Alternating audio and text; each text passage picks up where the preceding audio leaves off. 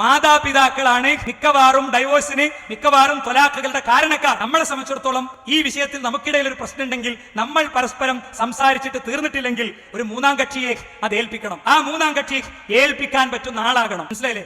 ഒക്കെ പറഞ്ഞ് കൊളാക്കിന്റെ ശേഷമാണ് പിന്നെ എന്നാളെ കിട്ടുമോ മറ്റയാളെ കിട്ടുമോ എന്ന് വെച്ചിട്ട് വിളിക്കുക അല്ലെ. ഫാത്തിമ ബീവി അങ്ങനെ നിൽക്കുക. എവിടെ എന്റെ വാപ്പാന്റെ സഹോദരന്റെ പുത്രൻ എവിടെയെന്ന് വെച്ചു. എന്റെ പുതിയാപ്പിള എവിടെയെന്നല്ല ചോദിച്ചു ഫാത്തിമവിനോട്. നീയും അലിയും തമ്മിൽ അങ്ങനത്തെ ഒരു ബന്ധം കൊണ്ട് മറക്കണ്ട. അപ്പൊ പറഞ്ഞെന്താ അറിയോ?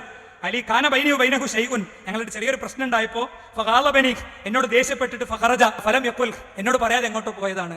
അപ്പൊ അതൊക്കെ ആ വീടുകളിൽ പോലും ഉണ്ടായതാണ്. അപ്പൊ അത് അവിടെ എന്നോട് അങ്ങനെ പറഞ്ഞു. കുറച്ച് കഴിഞ്ഞപ്പോ പ്രവാചകൻ ചെന്ന് തട്ടി വിളിച്ചു, യാ അബത്തുറ, മണ്ണിങ്ങനെ കടന്ന മനുഷ്യ നീച്ച് എണീക്ക്, ഇവിടെ എണീറ്റ് വാ എന്ന് പറഞ്ഞു കൂട്ടിക്കൊണ്ടൊന്ന് ആക്കി കൊടുത്തു.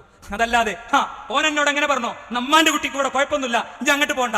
മാതാപിതാക്കളാണ് മിക്കവാറും ഡൈവോഴ്സിന്, മിക്കവാറും ത്വലാഖുകളുടെ കാരണക്കാർ. കുട്ടിക്ക് അറിഞ്ഞു വരുമ്പോ ഭയങ്കര സംഭവമായിട്ട് അത് എടുത്തിട്ട് കൈകാര്യം ചെയ്യും. ചില ആളുകളോ അവളതൊന്നും കേൾക്കാതെ അവഗണിക്കും. രണ്ടിന്റെയും ഇടയിലുള്ള ഒരു സ്റ്റാൻഡാണ് നമുക്ക് സ്വീകരിക്കാനുള്ളത്.